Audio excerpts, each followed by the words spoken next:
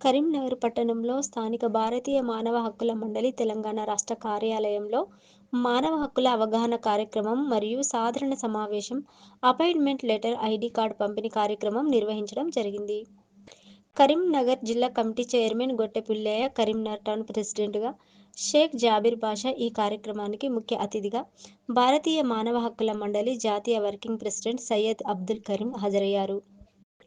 ఈ కార్యక్రమంలో తెలంగాణ రాష్ట్ర చైర్మన్ షేక్ చాంద్ పాషా, తెలంగాణ రాష్ట్ర వర్కింగ్ ప్రెసిడెంట్ మహ్మద్ అహ్మద్, రాష్ట్ర కార్యదర్శి ఖాజా హౌస్ మొయిద్దీన్, పిఆర్ఓ ఖాజా మోసిన్ ఉద్దీన్ అహ్మద్, తెలంగాణ రాష్ట్ర women cell chairman Sambojilatha, Rajani, Syed Sadiq, Sharada, Abdul Nahid, Syed Pasha, Sheikh Nazir committee సభ్యులు పాల్గొన్నారు.